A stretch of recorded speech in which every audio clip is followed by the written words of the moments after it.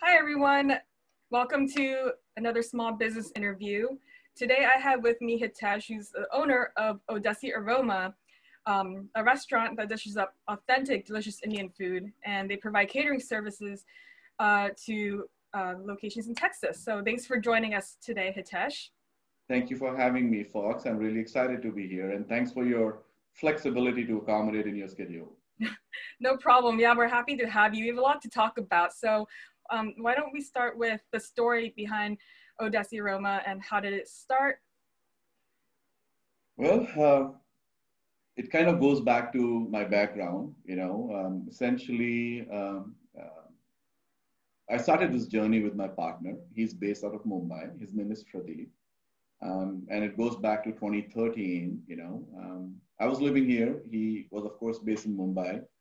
And we see a huge opportunity for Indian food in the American market. And I think there were two or three big challenges, that we observed with Indian food here. Lack of consistency, and which was tied very closely to the ability to get the right kind of people who can make this food. So I think, we said, okay, there are two or three things we want to do well. And if we can't do them well, then there's no point getting into this business, and I think those three pillars that we defined, one was we wanted to make sure we serve authentic food. Indian food doesn't need to be spicy. We can have the authentic flavors. So we wanted to stick to authenticity. We wanted to make sure we are able to do that is consistent. We didn't want to make a tikka masala you eat today, and then 2 days later you come, it tastes and looks completely different, just because the chef is not in. So, and third, we wanted to make sure it's affordable. Just because we are ethnic food, it doesn't have to be, it has to be affordable so that mainstream, somebody who's choosing between a pizza or a burger could once in a while try ethnic food. And if they like it, continue to pursue it further, right? So we wanted to stay in and around, given the Texas market, in and around $10. We didn't want to be more than that. So our first step, we spent a couple of years standardizing our product, and we thought it was a big accomplishment because we were in a position before we opened where I could give you a tikka masala, consistent, day over day, does not matter, who's making it. So that's kind of where it started. We opened our first store in 2017 in Plano, Texas. And we opened a second one right before COVID hit us, 3 months before that. And so we are 2 unit large, and that's kind of where we are in our journey. So I can imagine opening up a place right before another location right before COVID. How has it been working through this year? Did you have any challenges besides like trying to get that second location up and running that you had to overcome? I think we had challenges with both locations, not one, right? I think mid-March when all the lockdowns started in the state of Texas, I think for the month of March and April, we were really wondering, is this something we would survive? Is this something that's doable? But starting May, I think things started looking up a little bit. Now we're doing okay. I think, we know now that in our old store, which we opened in 2017, and the new store we opened, I think we should survive and be able to thrive when things start getting better. That's good to hear. So during the last few months, I guess, did you guys change anything or do anything differently, or did any like opportunities present themselves maybe unexpectedly? Absolutely. I think with this, I think one one big thing that COVID did for all of us, it slowed the pace down, gave us a chance to step back and think about our business, right? So to your question, what are the things that we started doing differently, right? One, we completely shifted our marketing budget to digital, right? That's the first thing we did, right? Because we quickly realized reaching our target clientele, the only way is digital now. Using radio or paper is not going to work, right? And that's where our major focus was previously. in DFW market, there are some radio stations which are, they target to South Asian populations. So we were using them very extensively. But with COVID, we pivoted, right? So our marketing strategy pivoted more to digital. Good thing was we had the basic framework for digital, be it our website, be it our footprint as it relates to, social media. However, we had never really, taken it deeper, right? So we started investing in that. Honestly, within 3 months, we are seeing a huge difference in that, right? Second thing we looked at was, our business mix change, right? We were almost 80% dine-in, 20% carry out and delivery, right? Again, we had the, basic framework, right? We had the likes of Uber, DoorDash, Grubhub, Postmates, Eat Street was a new partner we signed. So we had these partners, but we never really, optimized that channel much, right? Because, everyone was dining in, right? So, so I guess we increased our focus on this, on the delivery channels. For our carryouts, we develop targeted promotion, to our customers so that more people start using digital versus calling us, right? So using our website to place an online order versus coming in, placing an order. Enable the curbside. Another thing we did, since we were moving so much into packaging, I think previously we didn't focus a lot on the kind of packaging we use for our product, we were okay using things that were not eco-friendly, right? But I think with COVID, that's another thing we pivoted. We moved very quickly to sustainable packaging, or rather environmentally sustainable packaging, which interestingly, we've got some very positive reviews and feedback from our existing customers and new customers we are acquiring, that they really like the way we are presenting the food and getting it to their houses. Yeah, it's funny with this pandemic. We've taken a couple steps back in terms of waste, like for packaging, because now everything has to be like individually packaged. So it's great to hear that you're looking into sustainable packaging instead, to watch out for our environment. Mm-hmm. Absolutely. Yeah, as we're trying to go back to normal, and you guys are opening up, do you see any of these business, like new things you guys are doing, like that it will last a long time? Will there be any like lasting changes to how you do business because of what happened the past year? See, I think one, I do not know how long it would be what we call the normal, right? And what does the new normal look like? I do not know that. Right? I do know there are some things for us that probably have changed forever. Things that we, what are, ask me that question again. I missed the last part of your question. Sorry, you probably need to. Oh yeah, I didn't say that. It's just yeah. Do you see any lasting changes that will carry on for longer than you think? Like that would become the new normal now that all this has happened. Maybe just like more people ordering delivery, like more than people dining in. Do you think that like percentage of 80% being eating inside is going to lower, and like the takeouts and the deliveries will shoot and stay like that for a long time?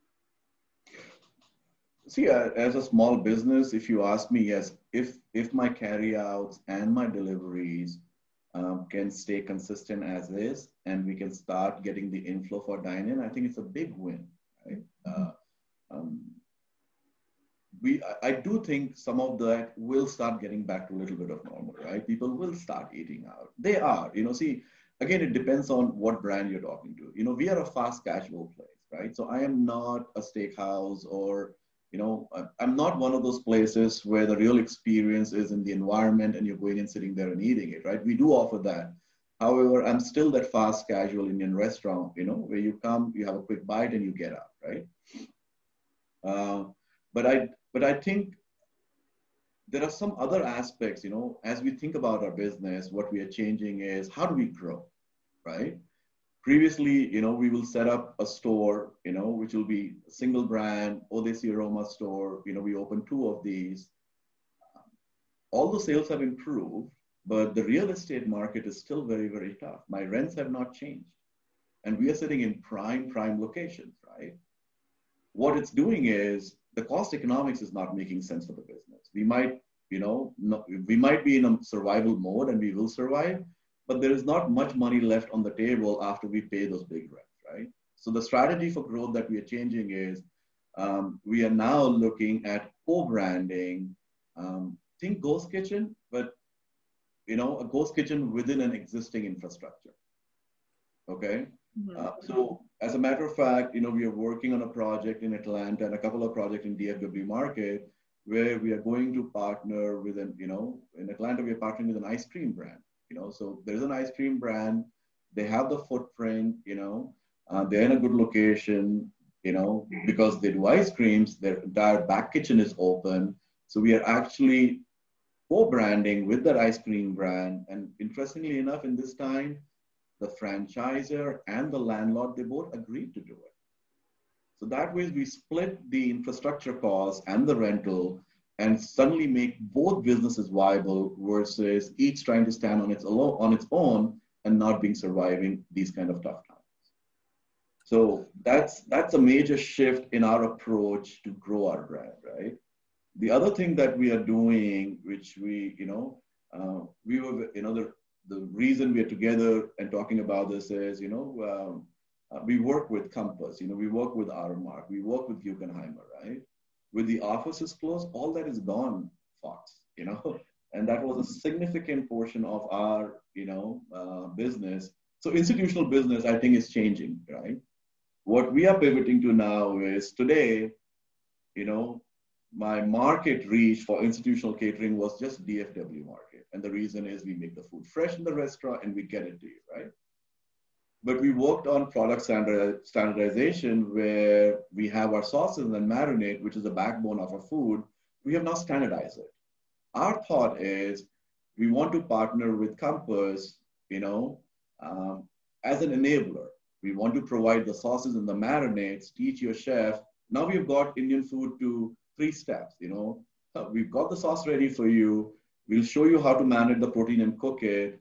And step 3, put it together. And you know what? You have a tikka masala or a butter chicken or a chicken korma ready anywhere that Compass wants it, not limited to DFW market. We actually did a chef, I wouldn't call it a chef council, but we did talk to chefs we work in all these different companies. And I think we've got some positive feedback. They see value in being able to reproduce what we do in our restaurant on their own, use our flavor palette and our sauces, and create a product that they think their market would like. So leave the creativity to the chef, provide them the basics, and let them do what they want. Sounds like there's a lot of stuff that's gonna happen, like your partnerships and some planning. So that's gonna be interesting to see how your business evolves. Right. So, and you guys, I'm gonna share the screen real quick to your website because it looks like you guys are still open to the public for takeout, right. And you have for both locations, you guys have DoorDash and Uber. Let's see where it is. There it is. So here's the website, and if I scroll down, you list your delivery vehicles here, but customers can also call you directly, right, to pick up an order. Correct. And you have your catering. That's the call button you see to the right? If you hover over the call button to the right, oh, yes, and you click on it. One down here on the bottom. Yeah.